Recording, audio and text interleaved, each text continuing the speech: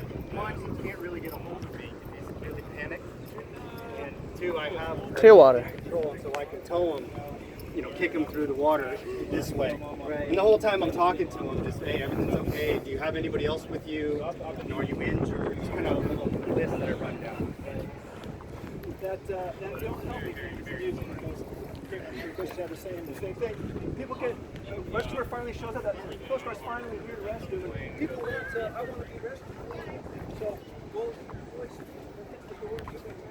Oh my god, I'd be scared to be under this thing when it's on. Huh? Could you imagine?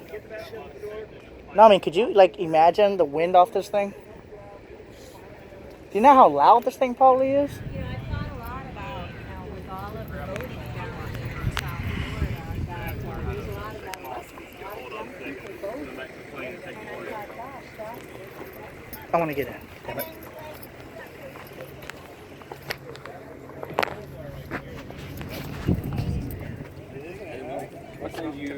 They'll send you wherever.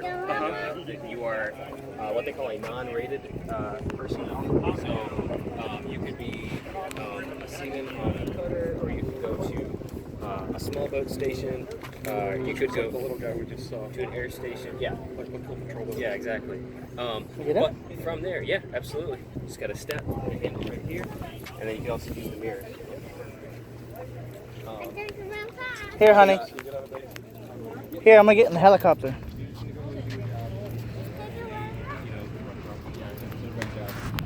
Which some are better than others, but so anyway, from there, if you're willing to wait, like some of the Oh, shit.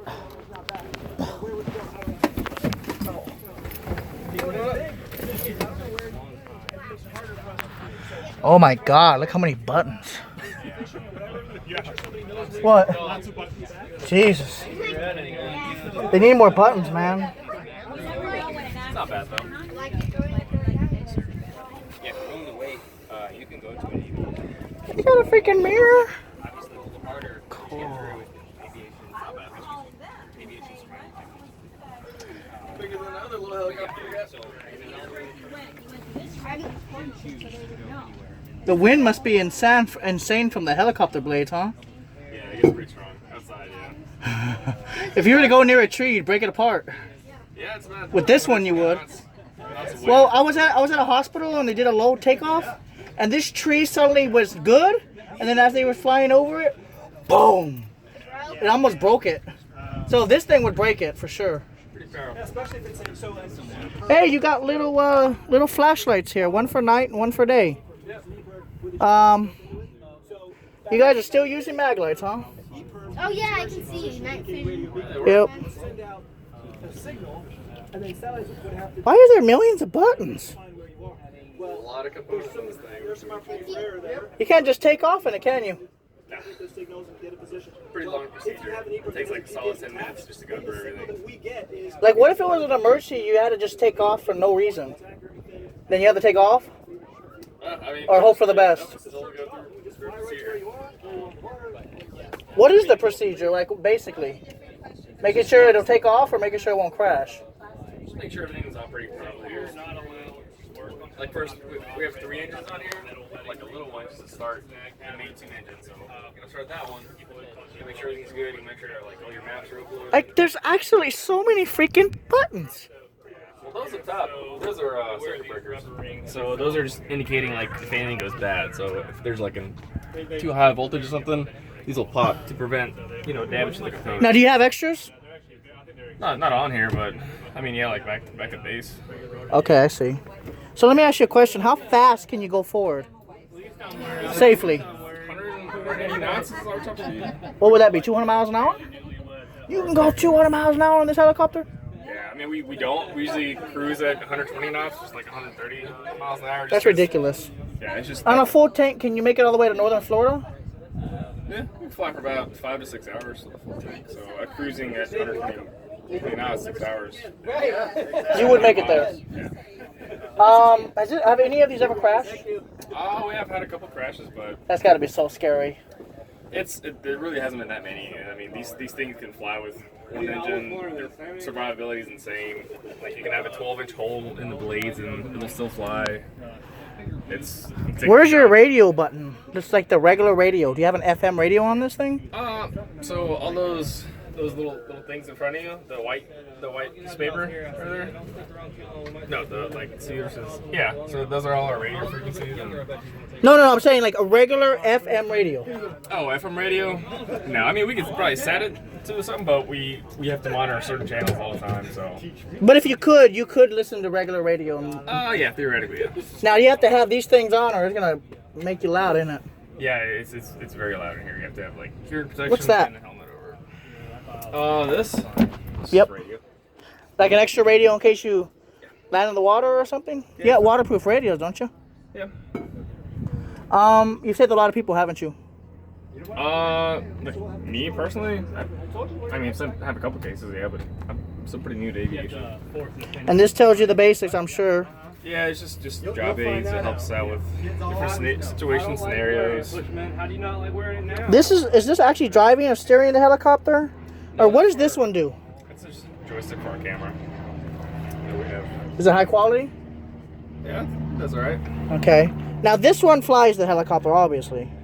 Actually, you're in the co-pilot seat. The pilot seat's on the right. I mean, both are synced up together, so both can fly. But I see. usually like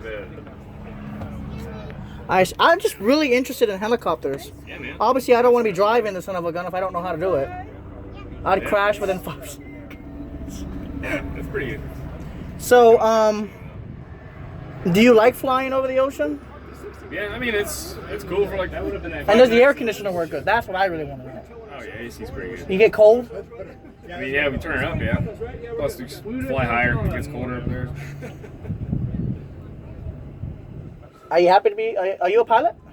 I would aviation electronics technician. So I'll fly in the back and I'll do all the electrical stuff.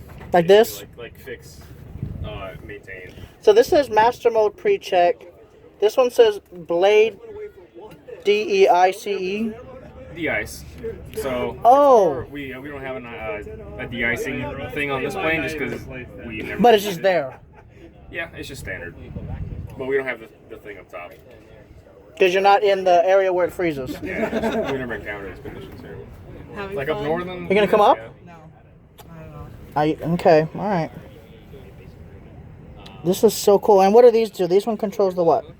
So it controls the tail rotor. It makes you turn basically like left and right. And So if you push this right one down, which way are you going? Probably. So it'll Left? turn to the right. And you push it to the left, you go left. This one is up and down. Well, you push the right when you go right. Then you push left, you go left. I see. Okay. This is the biggest helicopter I've ever seen. And this is probably not the biggest helicopter. There's way bigger ones. God, I would hate to be under these blades when they're at full power. I mean, It gets pretty windy, doesn't it? yeah, it's good. That's about 120 knots when you're hovering. So it's very easy to tell the difference. It's like a hurricane, basically. Yeah, it's pretty. That is so cool. I really appreciate you guys letting people sit in the thing. And now you got your computer here too? Well, this whole thing's basically a computer. No, like a laptop. I mean, we hook up laptops to it to just put in like different secure codes and just to do a lot of tests to balance okay. and make sure little vibrations issues and check systems, but like flying, we don't need them. Alrighty, sounds good. Then thank you so much. Hey man, Have a good day. yeah, you too. Enjoy. Wait. What's the model of this helicopter? It's a MH60T. MH60T. Alright, thank you.